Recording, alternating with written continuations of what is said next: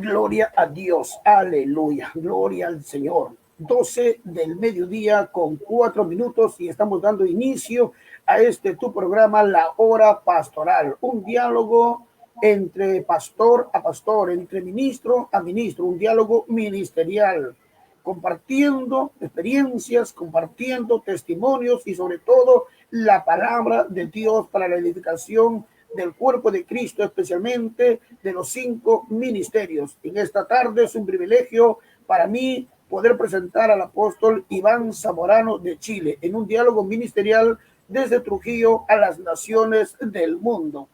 Apóstol Iván, muy buenas tardes, Dios lo bendiga. Muchas gracias, buenas tardes a usted también, a toda la audiencia que hoy nos acompaña a través de Radio Bendición y a través de Facebook Live. Así que una alegría conocerle, Pastor Mamerto, la confianza que me da también de ser parte de esta invitación y este diálogo pastoral con usted y bueno, con todos aquellos que nos está escuchando. Desde Santiago de Chile, entonces, quien les habla es Iván Zamorano.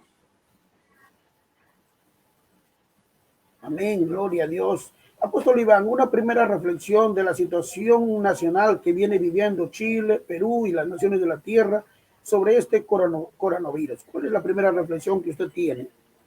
Mira, en el caso de Chile, como reflexión, como tú me dices, nacional, la crisis que estamos viviendo nosotros viene de mucho antes del coronavirus, viene desde octubre del año pasado con un estallido de violencia inexplicable e insospechado. Jamás pensamos nosotros en Santiago y en Chile en general que hubiese tal, ¿cómo se puede decir?, tal coordinación y tal organización de grupos que violentaron ese 18 de octubre en la noche, incendiando de manera simultánea decenas de estaciones del metro de Santiago, que es la principal vía de comunicación de pasajeros, vía pública. Y no solamente incendiaron, destruyeron, y posteriormente siguieron los días después, semanas después, prácticamente 2 o 3 meses, con saqueos de supermercados, incendios de edificios, farmacias, negocios en los barrios, incendios de no sé cuántos cantidad de buses de la locomoción colectiva de Santiago fueron incendiados, destruyeron básicamente el 80% de todas las señales y semáforos de la gran capital y en otras ciudades también. O sea, hubo una especie de coordinación aquí de fuerzas, que uno entiende que todo esto viene de las tinieblas, lo entendemos, pero también hay agentes humanos que se prestan para justamente toda esta dislocación de la ciudad, de la ciudadanía. Luego de eso terminamos diciembre, entramos enero, hubo un poquito de calma, paz, y ya a fines de febrero comenzó el tema del coronavirus y los días de marzo en adelante hasta la fecha no ha parado el tema del coronavirus. Se detuvo la violencia social, como se le llama, pero comenzó esta otra pandemia que también ha tenido al gobierno en muy mal pie, o sea, desde el estallido social o del estallido de violencia de octubre hasta ahora agosto, octubre, noviembre, diciembre, enero, febrero, marzo, abril, mayo, junio, julio, agosto, 11 meses, de verdad que un país que no ha podido desenvolverse socialmente. Los trabajos están parados desde antes, desde el estallido social. Ya la locomoción no funcionaba en Santiago, simplemente funcionaba desde las 8 de la mañana hasta las 7 de la tarde y de ahí se paraba todo. Por lo tanto, muchos trabajadores perdieron sus fuentes laborales, restaurantes, hoteles, negocios pequeños, supermercados. Mucha gente dejó de trabajar y ahora con el estallido social ha sido mucho más recrudecido todo este tema y ha golpeado fuerte. La verdad que el país, por la gracia de Dios, está en pie.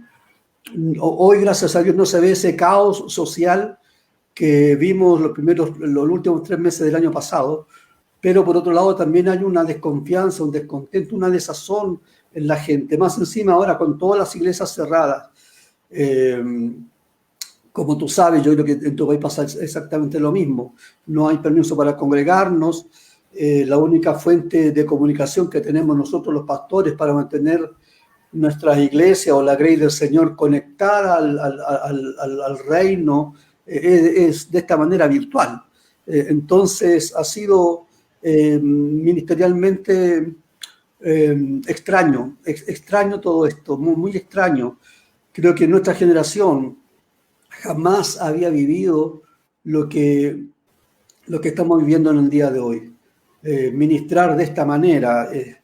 Y gracias a Dios que muchos pastores ya de mi edad nos tuvimos que alinear con la tecnología, amigarnos con la tecnología para poder mantenernos no solamente en pie nosotros, sino que mantener en pie la iglesia, los hermanos. Y gracias a Dios, bueno, en todo esto la mano del Señor ha guardado a la iglesia. Lamentablemente, el ministro, el pastor que no se alineó con la tecnología, hay mucha gente que ha perdido sus iglesias, han perdido el contacto con sus congregaciones. Yo creo que esto ha pasado a todo nivel y en cada ciudad y en cada nación. Pero aquellos que pudimos alinearnos, amigarnos con la tecnología, gracias a nuestros hijos que son de esta generación contemporánea a todos estos cambios tecnológicos, nos han ayudado muchísimo y bueno, hoy día ya podemos estar manejándonos medianamente con este tema y ha hecho que la iglesia, por un lado, se mantenga vigente y por otro lado, hablando secularmente, también, bueno, mucha gente comunicándose con sus familias a través de Internet. En mi país, bueno, como te digo, la situación ha sido bastante compleja, extraña, y esperamos que septiembre, octubre alumbre el sol un poquito más benevolente con nuestro país. Necesitamos mucha oración, necesitamos mucha intercesión. Hoy como nunca, creo, todo este tema del confinamiento ha obligado a la iglesia, ha obligado a cada hermano y hermana que ama al Señor de corazón, bueno, refugiarse y levantar altar en su hogar, levantar altar de oración en sus casas, refugiarse con su familia, volver a leer la Biblia, volver a tener esa disciplina y esos ejercicios espirituales que por causa de la vorágine del tiempo y del consumismo se nos había robado. Pero hoy de todo esto Dios siempre saca lo bueno y todas estas cosas nos han ayudado para mejor. Gloria a Dios, qué buen entendimiento de la situación nacional que se vive. Entremos a la palabra, Apóstol Iván, entremos a la palabra y miremos efectivamente la iglesia de Cristo. Siempre se habla, ahora que estamos en la visión apostólica, de los profetas, aquellos hombres visionarios que tienen pues la revelación anticipada de lo que va a suceder. ¿Y cuál sería la reflexión ahora entrando ya con la iglesia? ¿Qué pasó con los profetas que no previnieron esto? Usted ha dicho una gran verdad. En Chile, a mí me sorprendió, yo conocí a Chile años atrás, una nación muy económicamente estable, poderosa, en crecimiento, pero de un momento a otro pasó algo extraño que a nosotros los peruanos también nos llamó la atención. ¿Cómo es que Chile, con una cultura bien preparada, entró un estallido muy violento, muy rápido? Parece que esto fue manipulación de órdenes superiores mundiales. ¿Qué pasó con los profetas? ¿No estuvieron apercibidos para prever en el espíritu lo que venía para Chile? No puedo, la verdad que no puedo ponerme los zapatos de los profetas, como si fuese un ente colegiado, donde fallaron en ver las señales que posiblemente estaban habiendo. Quiero decirte que tanto los analistas del gobierno o los analistas políticos de uno u otro bando, todos ellos están en el siguiente acuerdo. Nadie esperaba lo que sucedió en octubre. Nadie. No estaba en el presupuesto de nadie. Y la iglesia aquí yo creo que pasó exactamente lo mismo. Si bien es cierto, había un fluir apostólico, una presencia profética permanente, pero nunca a una penetración tan fina y tan aguda como para percibir lo que se estaba gestando en lo secreto. Ahora, yo digo una cosa, cuando Dios no quiere revelar algo, no lo hace. Por muy fino que sea el profeta, por muy agudo que tenga su percepción o su don, si el Señor no abre el entendimiento, si el Señor no muestra, si el Señor no descorre el velo, cualquier práctica profética para tratar de penetrar en lo que Dios no quiere que tú veas se convierte en brujería. Entonces, yo en esto la verdad que no quiero responsabilizar y decir fallaron los profetas. Menos voy a decir falló Dios. Yo creo que todo esto obedece a un plan divino. Creo absolutamente en la soberanía de Dios. Nada pasa por accidente, nada pasa porque sí, y nada pasa sin que no solamente Dios lo sepa, sino que sin que Dios lo permita. Y cuando Dios permite cosas como esta es porque hay, misterios escondidos y bendiciones que se irán a desatar más adelante, las que nosotros hoy no sabemos, pero que en algún momento Dios lo revelará. Mira, recuerda lo que el Nuevo Testamento dice, creo que es Primera de Pedro, no recuerdo bien, pero dice que los profetas que profetizaron de la venida del Señor nunca se les reveló los acontecimientos que sucederían en esa venida. Ellos les fue velado, y no porque los profetas fallaran, ni porque no estuvieran alineados con el Padre, sino que porque el propósito de Dios no era su tiempo. Y creo que hay cosas que Dios no permite que sepamos nosotros anticipadamente, porque, Él tiene su propósito escondido y que en el momento lo iremos conociendo. Y creo que una muestra de eso es un poco lo que yo te decía delante. Creo que todo este estallido, tanto en el caso nuestro local, ¿no? Social por un lado, y toda esta pandemia por otro lado, ha obligado a aquellos, hablo en general, ha obligado a la iglesia que vivía liviana, que vivía de mall en mall, que vivía de restaurante en restaurante, despreocupado simplemente yendo al culto el día domingo y gozándose en la alabanza del Señor solamente, ha obligado a retomar esa disciplina personal, esos ejercicios espirituales que se habían relajado espiritualmente. No le veo otra explicación, pueden haber muchas más, obviamente. Amén, gloria a Dios, apóstol Iván, con la paz del Señor Jesucristo, pues embriague nuestros corazones. Es un diálogo y lo que queremos es a través del diálogo ir descubriendo el secreto de Dios. Para eso vamos a tomar la palabra y vamos a ir al libro de Habacuc. Dice el capítulo 2, escribe la visión y declárala en tablas para que corra el que leyera en ella. ¿Cuál es la explicación que usted nos trae, apóstol Iván, sobre esta palabra que Dios le revela pues al profeta Habacuc, la situación en que vivía el pueblo de Israel? Pero no te entendí, disculpa, no capté. Amén, gloria a Dios. Volvemos a la pregunta. Mirando la escritura del libro de Habacuc, el profeta, Dios le habla y le dice, escribe la visión y declárala en tablas para que corra el que leyera en ella. ¿Cuál es la explicación que usted nos trae sobre esta porción de la escritura? Bueno, mira, yo creo que de la década del 2000 o del año 2000, en mi experiencia, yo entré al apostólico en el 2001, siendo pastor ya por varios años, desde el 83 más o menos, 84, junto con mi esposa iniciamos una obra con mucho éxito entre los jóvenes, muy, muy bendecida, una obra muy renovada. Pero en el 2001, por la gracia de Dios, entramos a lo apostólico. Y el entrar a lo apostólico, tú sabes lo que sucede, ¿no? Se descorren muchos velos. Si bien es cierto, nosotros éramos una iglesia renovada en el espíritu durante los años 80 y 90, pero no basta con ser una iglesia renovada en el espíritu, no basta con tener una alabanza y una adoración renovada. Creo que lo que tiene que renovarse en la iglesia es la visión. La visión. Es el tener una apertura de ojos no respecto a lo que Dios quiere hacer, sino respecto a lo que Dios ya hizo, lo que ya está escrito en la palabra, las Aleluya. cosas que Dios ya hizo, los hechos de Dios.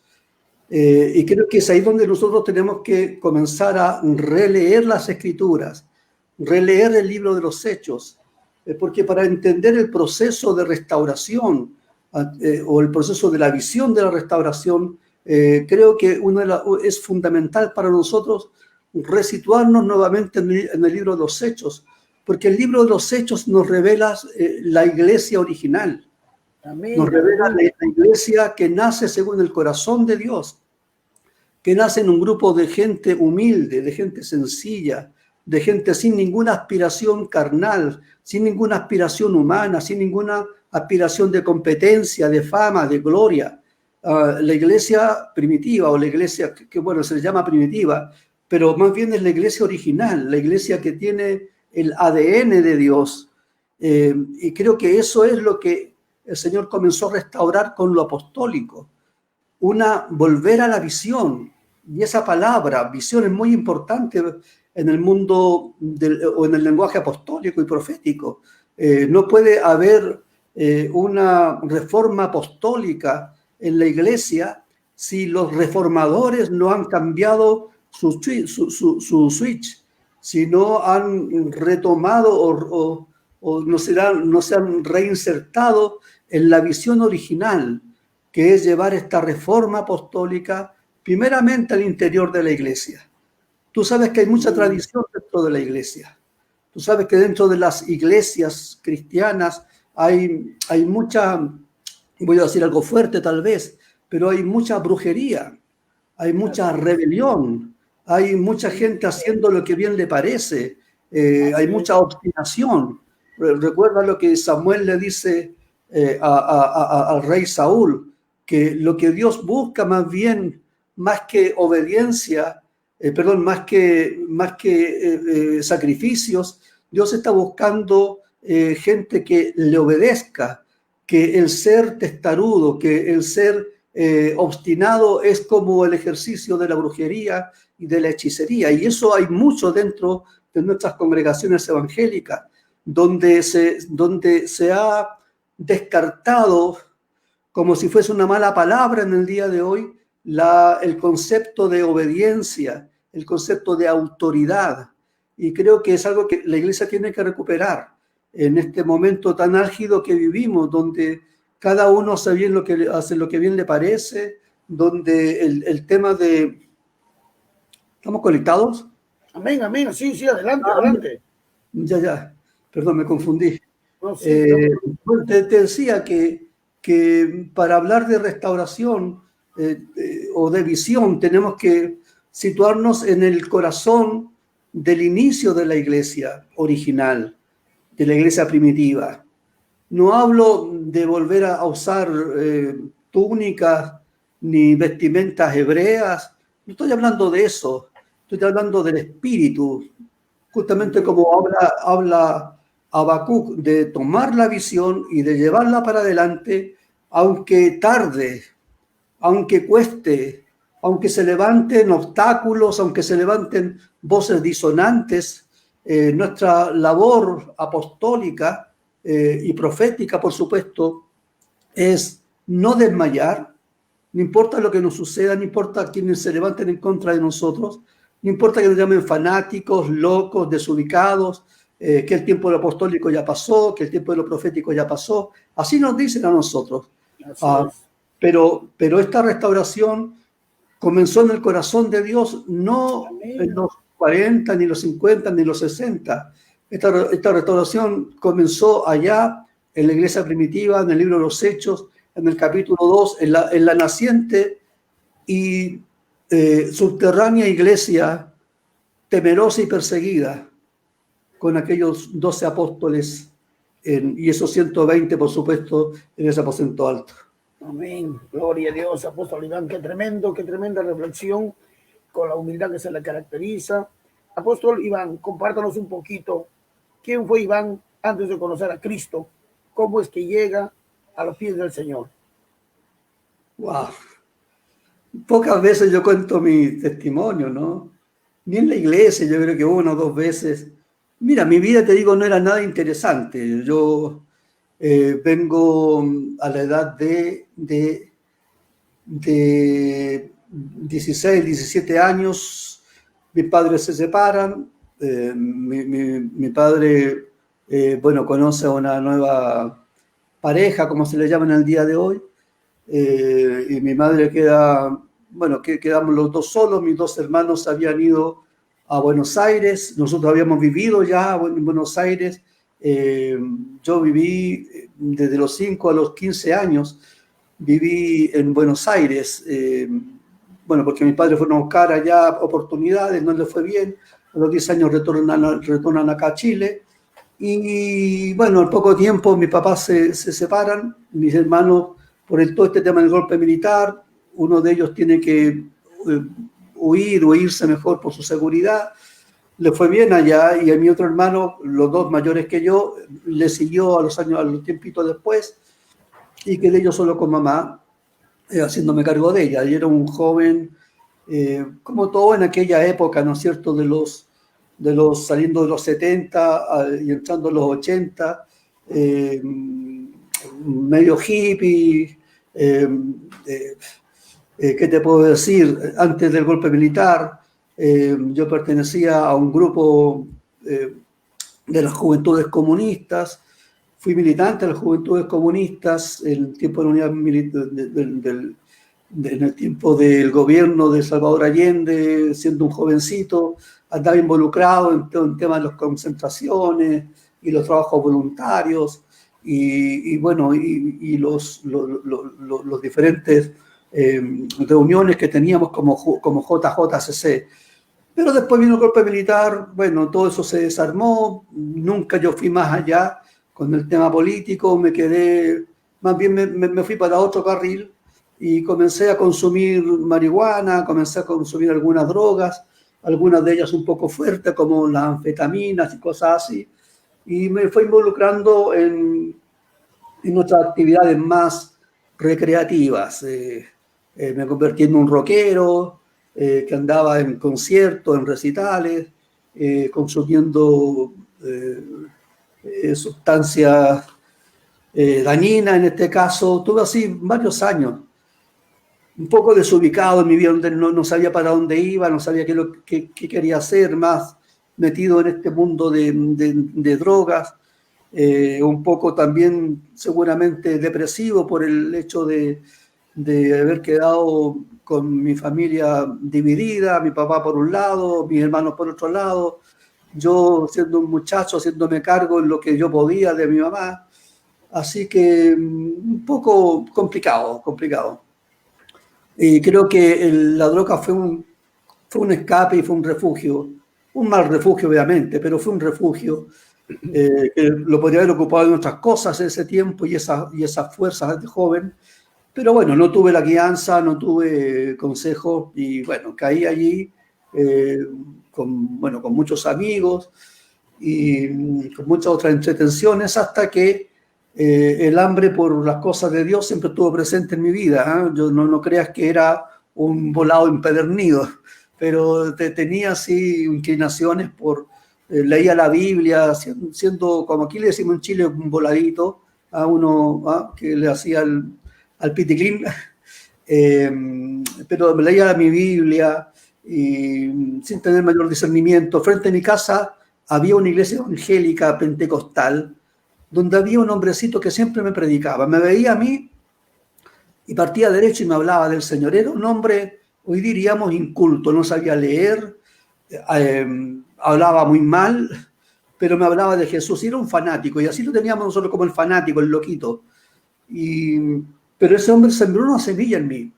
Amén, gloria a Dios. Sí, fue así que nosotros al frente, como te digo, al frente de mi casa estaba esa iglesia evangélica, y afuera de mi casa había unos árboles, teníamos con mis amigos, nos juntábamos a tocar guitarra allí, pero yo siempre cruzaba la iglesia pentecostal y los miraba cómo ellos danzaban, cómo ellos glorificaban al Señor ahí en su en sus ritos, me parecía extraño. Tenía una sensación de querer entrar ¿cómo decir? De apego y de adversión, de querer acercarme, pero también de huir. Bueno, por un lado yo sé que, como decimos nosotros de manera jocosa, el ángel bueno y el ángel malo, me tiraba uno por un lado y el otro por el otro lado. Pero pasaron, yo creo que un par de años en esa situación de búsqueda y era sincera porque yo me acercaba a la iglesia católica, iba a la iglesia evangélica. Es más, yo tengo memoria que en una oportunidad este hombrecito que te digo yo, este hermano, perdón, digo hombrecito, pero este hermano me invitó a una vigilia de su iglesia pentecostal, a la central de la iglesia pentecostal apostólica, se llama aquí en Chile. Y fui a esa vigilia, fui solo. Y yo era en plena volada, o sea, en mi carrete volado, ¿no? Pero fui a esa vigilia, estuve toda esa noche allí. Me acuerdo que me hicieron pasar adelante porque era el único extraño, porque la iglesia pentecostal, ya que en aquellos años era mucho más ordenadita que ahora, todos con corbatas, con sus trajes. Y yo no, yo mi pelo largo y en chaqueta de mezclilla, etcétera. Pero fui allá, entonces era el único ser extraño y me hicieron pasar adelante. Me acuerdo que el obispo aquella noche me profetizó, me habló, yo no entendía nada, pero me profetizó, me puso las manos. Salí de allí muy asustado después en la mañana, pero con una sensación extraña. Sí, con una sensación extraña. Y no sé, ya habrán pasado algunos meses. Y recuerdo que a Chile viene un grupo, pero en una oportunidad, un día domingo en la mañana, solo en mi casa, venía en bajada de cierta droga que había tomado el día sábado y en la mañana ya venía en bajada, le decimos nosotros, no sé cómo le dirán allá. Y estaba recostado en mi sillón, tenía la radio puesta y de repente sale la información. El grupo, no sé cuál, Grupo Avivamiento se llamaba, no recuerdo, no sé qué es, pero el Grupo Avivamiento, gran campaña evangelística en el Parque O'Higgins, un gran parque aquí en Santiago, donde siempre hacía sus campañas cuando venía a Chile. Invita a toda la población. La cosa es que escuché ese mensaje y despertó en mí de lo que venía sintiendo. Gloria a Dios. Claro, y fui esa vez, también fui solo, siempre estas cosas iba solo, porque me daba vergüenza. Porque aquí lo evangélico siempre fue muy vilipendiado. El tema es que fui en esa oportunidad y el predicador, lo único que me acuerdo que predicaba el predicador eran puertorriqueños. Las canciones eran como salsa, todas así, pero así es. Era una onda completamente distinta a la mía, que la mía era puro rock nomás. Pero me quedé en la prédica, el hombre, me acuerdo que compartía acerca de que Dios es un Dios de vivo y no de muerto. Me llegaba a esas cosas, nunca había escuchado. Dios es un Dios de vivo y no de muerto. Hace un llamado al altar, o bueno, a pasar, y yo no pasé. Y el hombre dice, donde usted esté, arrodíllese, para que Dios le perdone sus pecados. Yo hice el gesto, me arrodillé, oré al Señor, ahí como en lo que sabía, repetí la oración que se sonaba por los parlantes, y unas niñas después se me acercan y me dan una dirección. Bueno, yo resumo, ¿no es cierto? La cosa es que de ahí llegué a una iglesia Asamblea de Dios. Me acuerdo que ellos me pasaron un tratado, porque lo metí en mi chaqueta de mezclilla, en el bolsillo, lo metí en mi chaqueta de mezclilla y estuve unas semanas sin acordarme. Y un día lo saco y veo la dirección que está en el centro de Santiago y voy para allá, el día del culto. Y de allí, bueno, fue un proceso de conversión, pues yo salía de la iglesia, me salía fumando mi pitito, pero leía la Biblia, empecé a entender algunas cosas, comencé a ir algunos domingos, y empezó la obra del Espíritu Santo a transformarme. Amén. Sí, yo tendría unos 26 años, 24 años, 25 años, y empezó esa obra de transformación aquí adentro de mi corazón. Y en esa iglesia estuve un año hasta que en esa iglesia se congregaba un grupo de jóvenes universitarios que no eran de la Asamblea de Dios, pero sí estaban como bajo la cobertura de la Asamblea de Dios. Y el pastor de la iglesia les prestaba una de las dependencias, una sala de las dependencias, para que ese grupo se reuniera. Ellos se llamaban los Revolucionarios de Jesucristo. Aleluya. Y me gustó tanto como ellos lo hacían. Yo habré estado unos 8 o 9 meses en esa iglesia, y cuando los veía que salían a predicar, y yo decía, wow, que yo no soy universitario, me gustaría estar ahí. Y un día, cuando yo iba al culto de la iglesia, uno de estos jóvenes que eran de este grupo me invitó, me dijo, te he visto en la iglesia, te gustaría ir al centro con nosotros a predicar. Y yo fui, y de ahí nunca más me separé. Estuve allí con ellos, y no, fue una escuela de discipulado tremenda ese grupo, de la Revolución de Jesucristo, con su pastor, Cristian Casanova. Tremendo, yo me inserté en ese grupo, me aceptaron, llegué después, bueno, tenía pasión por el Señor, y no, fue tremendo, y de ahí comenzamos. Compártanos un poquito cómo es el llamado al ministerio pastoral, cómo es el Bueno, llamado, hay visiones, revelaciones, ¿cómo es ese llamado? Sí, bueno, justamente en eso estoy, porque comencé a sobresalir por la pasión y por la gana de evangelizar, de predicar, por ayunar, por orar, los retiros que teníamos. Ese grupo era un hacedor de líderes. Y ahí ya después ocupé el cargo de hacerme cargo de la sección de evangelismo. Después, bueno, conocí ahí en ese grupo, conocí a la que es mi esposa, obviamente. Me llaman al ministerio pastoral, a ser parte del ministerio pastoral.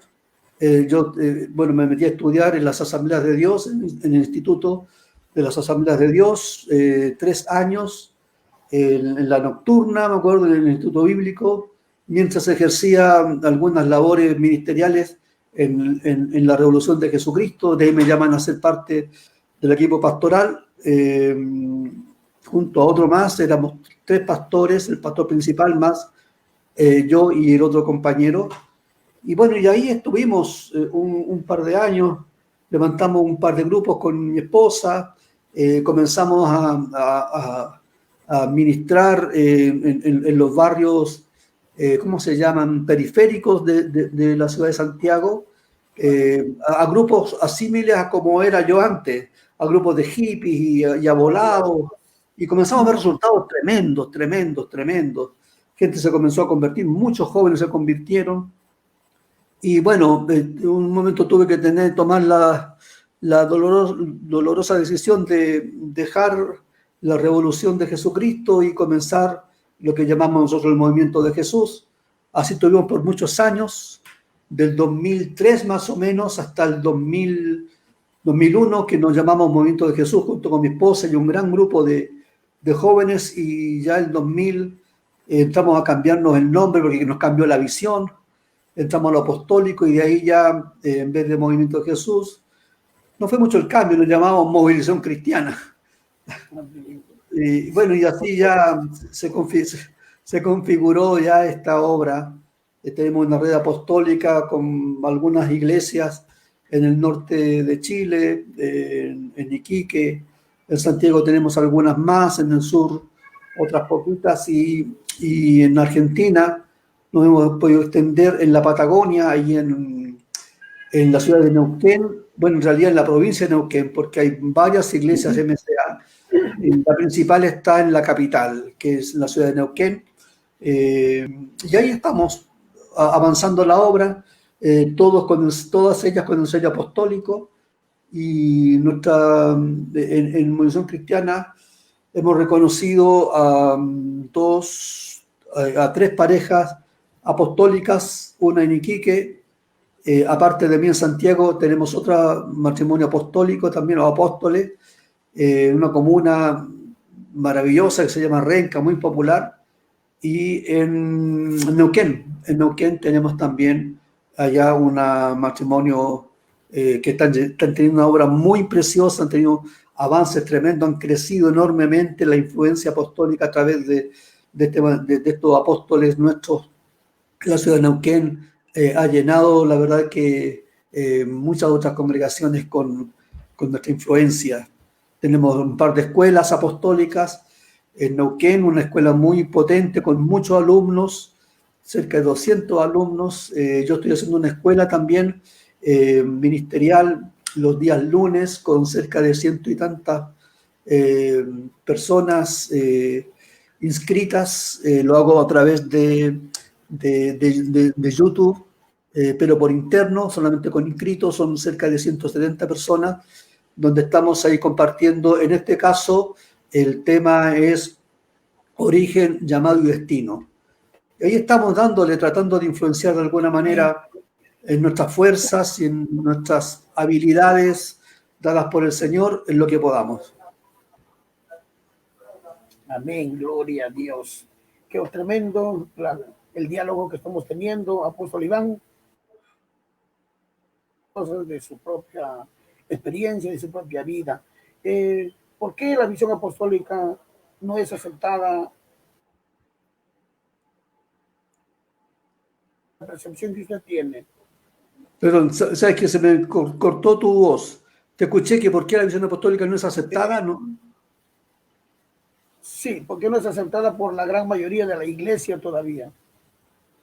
Hay mucha resistencia en la iglesia pastoral. Sí, yo creo que la resistencia pasa por muchas razones. Algunas justificadas o bien justificadas y otras lamentablemente porque la gente no quiere cambios. Lo apostólico como que viene a estorbar un poco, viene a estorbar la comodidad y la dirección que las organizaciones le han dado a las iglesias, a sus congregaciones. Y lo apostólico pareciera que fuera un peligro que viene a desordenarle el orden en el que ellos han estado configurando las iglesias por décadas. Pero en algunas razones, algunas también son razones justificadas, porque lo apostólico también ha traído muchos excesos.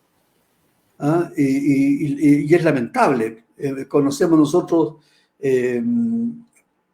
claro, no solamente que hay una buena porción de lo apostólico que se ha edificado sobre cuestiones falsas, sobre excesos. Y eso no solo le da mala fama, sino que también hace que muchas personas, muchos pastores que tal vez han sido sensibles al tema apostólico o a la restauración, pero al ver los excesos y al ver la cara falsa de mucha gente que se dice apostólica, han cerrado sus puertas. Así que, por otro lado, lo apostólico siempre va a costar. Recuerda que el Señor, el mayor influenciador de la historia, no pudo influenciar a los religiosos de su propio corte. Jesús no pudo hacerles cambiar el switch a los fariseos, a los saduceos, a los dirigentes de la religión. Fue imposible, no lo pudo hacer. Más bien, donde él influenció fue en las clases obreras, en las clases populares, en la sociedad baja, como podríamos decir, entre los pescadores, las prostitutas, los borrachos. Y no digo que se tiene que hacer en nuestro corte, pero nos da a nosotros por lo menos una señal de que los cambios no son fáciles, que los cambios no son aceptados, menos por las élites que están tan acomodadas al poder y tan entronizadas ahí en sus tronos de gobierno, que, como te digo, toda esta restauración es de largo aliento, no es un asunto que porque, como uno decimos, ya bueno, se instaló lo apostólico, en el lenguaje de la ciudad, o de la iglesia, mejor dicho, ya la cosa va a funcionar y vamos a derribar esos muros. Es muy difícil. Nosotros llevamos aquí años, 2001, nosotros en 2002 comenzamos ya, después de haber sido instalado en lo apostólico, comenzamos a activar con escuelas, con congresos, Una oportunidad tuve de invitado a Samuel aquí en uno de mis congresos, y ya muchos otros apóstoles que trajeron palabra del Señor, pero, pero como te digo, es una carrera de largo aliento. No hay que desanimarse y hay que seguir.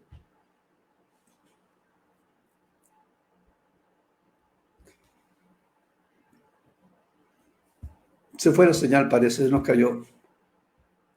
No sé si me están escuchando.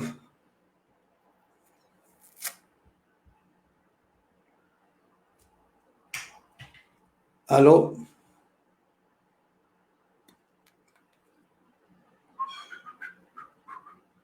Perdí la señal. Perdí la señal, Mamerto. Pastor Mamerto. Y vamos a derribar esos muros. Es muy difícil.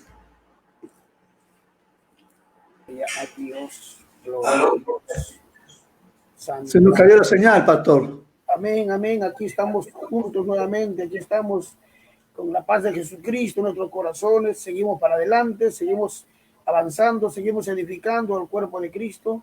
Nos comparte usted, pues, muchas experiencias, apóstol Iván, tremendo lo que Dios viene haciendo con usted. Yo admiro esa decisión que usted tiene de formar a través de la escuela, a todo la visión apostólica, compartiendo esa visión de reino. Apóstol Iván, ¿qué hacer como usted ya, como un hombre maduro, como un hombre ya transicionado ya en una etapa anterior y hoy un hombre establecido ya en la visión apostólica? ¿Cómo ayudar a que la iglesia de Jesucristo en su conjunto tenga mayor entendimiento de los 5 ministerios? Mira, yo creo que no hay recetas estereotipadas, o sea, que uno pueda seguir un modelo, punto número 1, número 2, número 3. Creo que aquí hay que actuar mucho en la creatividad, muy conectado con el Espíritu Santo y con un espíritu de unidad de la iglesia, por lo menos dentro del contexto apostólico, como nunca. Si queremos ver que lo apostólico avance entre los apóstoles y las iglesias apostólicas, tendríamos que tener algún diálogo, tendríamos que tener algún acercamiento, porque yo veo que el mismo mal que sucede en las iglesias de corte convencional o tradicional, de desunidad, de desinformación, de tener parcelas y números acotados, de tener pequeños reinos, creo que ese mismo mal también se ha alojado dentro de la mentalidad apostólica. Y veo muchos apóstoles que navegan solos, que tienen una ambición de fama, de protagonismo, y la guerra de egos lamentablemente también está dentro de lo apostólico y profético. Entonces, la palabra apostólica o apostólico y profético no es mágica. Yo he visto en este devenir que muchos pastores que tomaron lo apostólico, que recibieron lo apostólico, que aceptaron lo apostólico, dejaron la tradición y entraron a lo apostólico, lamentablemente por la mala formación, pensaron que el hecho de cambiarle el nombre a la iglesia era suficiente. Entonces hoy, por decir un nombre, ¿no es cierto?, en vez de llamarnos la iglesia el Arca de Noé, hoy le pusimos la iglesia apostólica el Arca de Noé. Como que si ponerle el nombre apostólico fuese único y suficiente. Hoy está de moda llamarle a cada iglesia ahora apostólica, llamarle casa apostólica. Pero no es eso, esa no es la restauración. O sea, sigamos llamándonos iglesia el Arca de Noé, no importa, si el problema no está en los nombres externos que usamos, el tema está aquí adentro, si realmente estamos viendo, si se nos descorrió el velo, si lo apostólico es una verdadera revelación. porque si fuera una verdadera revelación, entonces estaríamos abiertos a la unidad. Amén, amén. Estaríamos abiertos a invitar al apóstol de allá, a traer el profeta de acá, a aceptar la invitación de aquella iglesita que me está invitando como apóstol, y que a pesar de que no va a haber una buena ofrenda, voy a ir igual. Y a pesar de que en vez de haber 1000 personas, van a haber 50 personas, voy a ir igual. ¿Me entiendes? Pero eso no existe, lamentablemente. Entonces no es un asunto ni de tener una mente renovada o tener una iglesia. O sea, lo apostólico no pasa por renovar nuestra iglesia. Lo apostólico pasa por echar abajo todo ese andamiaje externo y superficial con que la religión nos enseñó a construir iglesia. Echarlo abajo con sabiduría, por supuesto, con pausa, con continuo, pero lo que hay que echar abajo hay que echarlo abajo y reconstruir otra vez. Amén. Sobre el fundamento de apóstoles y profetas. Aleluya, gloria a Dios. Qué tremendo, es una gran verdad. Es una gran verdad, apóstol Iván Zamorano. Siempre encontramos ejemplos bíblicos. El apóstol Pablo pues nos habla preso en el Señor, soportándonos en el vínculo de la paz y del amor. Esta cuarentena creo yo que está provocando en los hombres maduros sacar a relucir eso que de repente anteriormente no se manifestó mucho, pero que es el amor. El amor, una palabra tan conocida por todo el mundo que muy poco lo practicamos y muchas veces vemos en el altar predicando por competencia, por orgullo, edificando uno mismo su propio imperio y no buscando la edificación del cuerpo de Cristo.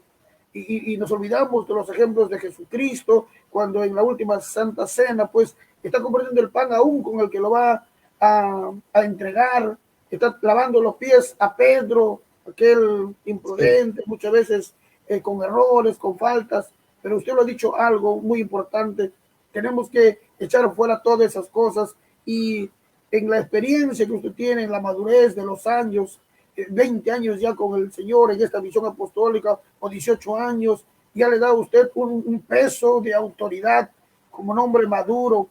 El consejo para los, no solamente para apóstoles de Chile, sino para los apóstoles de las diferentes naciones, de buscar esa unidad.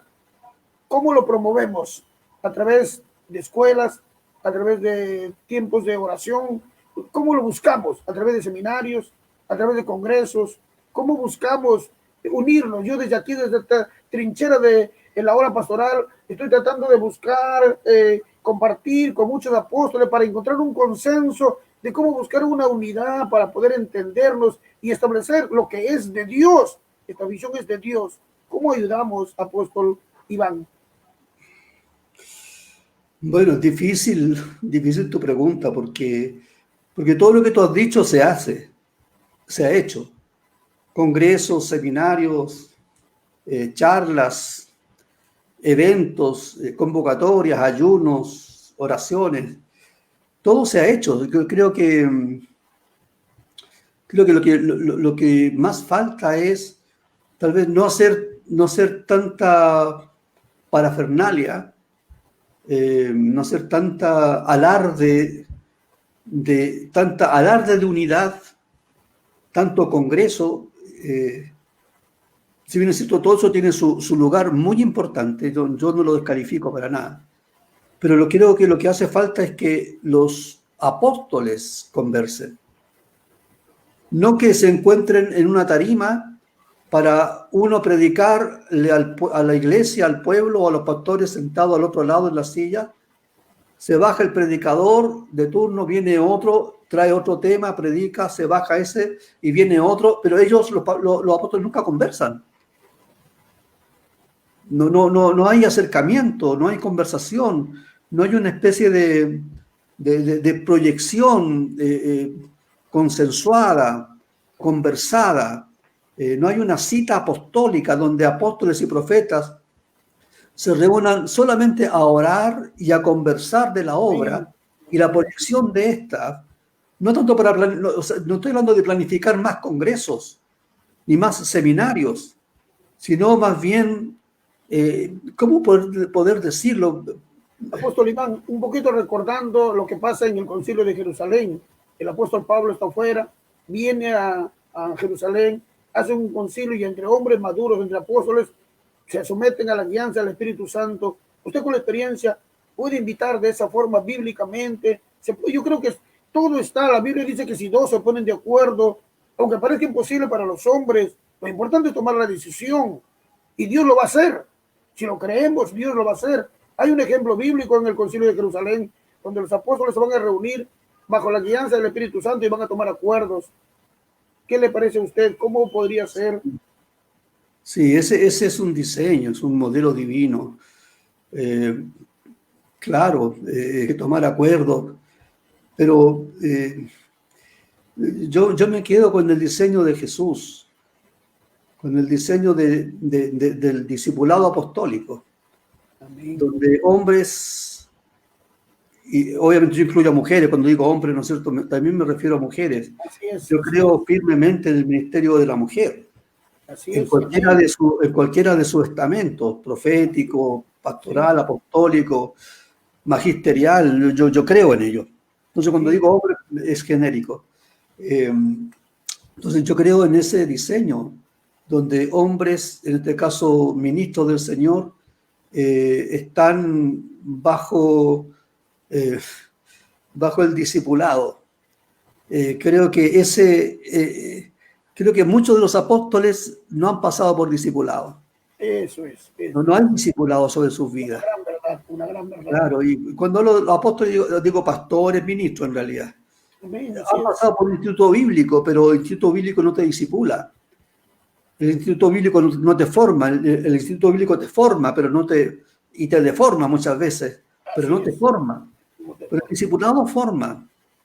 Entonces, ahora el asunto es, bueno, si todos nos vamos ahí y nos juntamos, ¿quién me va a discipular a mí? Bueno, hablamos entre gente madura.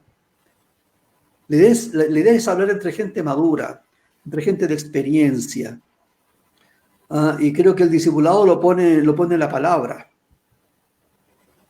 Lo pone la escritura, lo pone la unción profética y apostólica que en todos gobierna, y lo pone la presencia orgánica del Señor.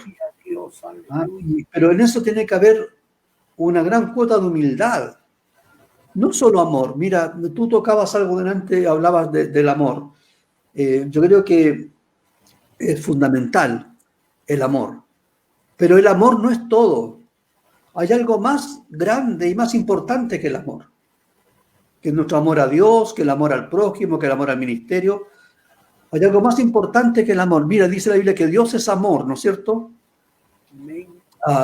Pero hay algo que Dios, ¿cómo te puedo decir? Que la única manera de que Dios pueda conocer y experimentar lo que yo te voy a decir era solamente a través de su Hijo. Que es la única lección, que es la obediencia. Así es. Mira, Dios es amor y muestra su amor para con toda su creación. Muestra su amor con los ángeles, muestra su amor para sus hijos, muestra su amor en todas las cosas. Pero Dios, ¿a quién le muestra obediencia? Porque no hay nadie superior a Dios. O sea, aquí está Dios. Aquí está Dios. Dios muestra su amor para todos nosotros.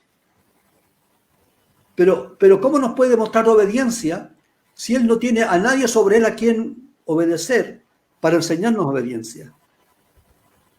Y la única manera de enseñarnos obediencia es que el Hijo viniera a tomar cuerpo.